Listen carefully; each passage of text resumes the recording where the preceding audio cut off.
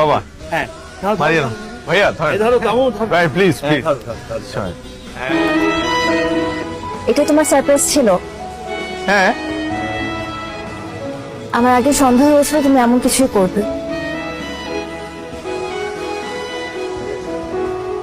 কেন তুমি খুশি হও নাই?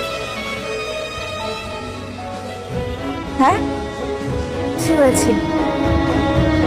চায়নায় আমার প্রথম শিপমেন্টের কন্ট্রাক্ট সাইন হয়েছে, আগামী সপ্তাহে এলসি পাচ্ছি।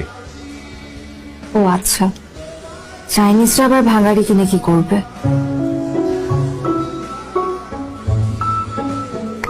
সবকিছুরই দাম আছে বুঝছো, ভাঙারিরও দাম আছে। আচ্ছা শোনো, বাবা তোমাকে বলছে দেখা করতে। এখন কি করার কথা? ব্যবসা, আমি অলরেডি একটা ব্যবসা শুরু করেছি, খুব ভালো যাচ্ছে আলহামদুলিল্লাহ। ব্যবসা?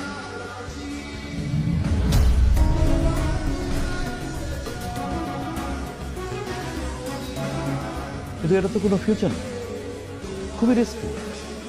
কারো কপাল খুলে আবার কারো কপাল খুলেই না।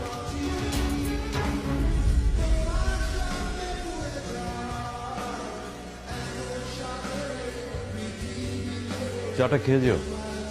আঙ্কেল আমাদের শেষ, তোমার সাথে আমার কথা শেষ।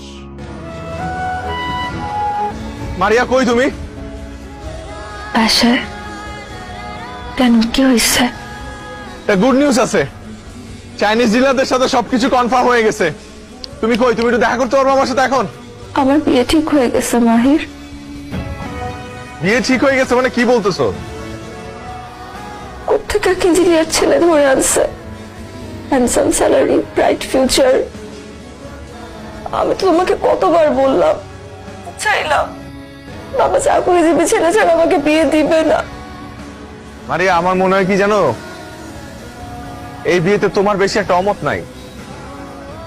বুঝতে পারতেছি না, আমি জানি না, আমার কিছু ভালো লাগতেছে না, আমার অস্থির লাগতেছে। অস্থির লাগতেছে না?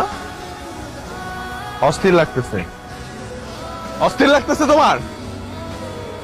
আচ্ছা তোমার আমি একটু হেল্প করি। যেই ছেলেটার সাথে তোমার বিয়ে ঠিক হয়েছে না, ওই ছেলেটারই বিয়ে করে ফেলো। আসলে আমার মতো এত ছোটখাটো একটা ব্যবসায়ীর সাথে তোমার তোমার যাই না, তোরে বিয়ে করে ফেলো। হ্যাঁ কি একটু রিলিফ লাগতেছে না এখন? বাই। আর কখনো আমি তোমাকে ফোন করবো না। ভালো থাকো।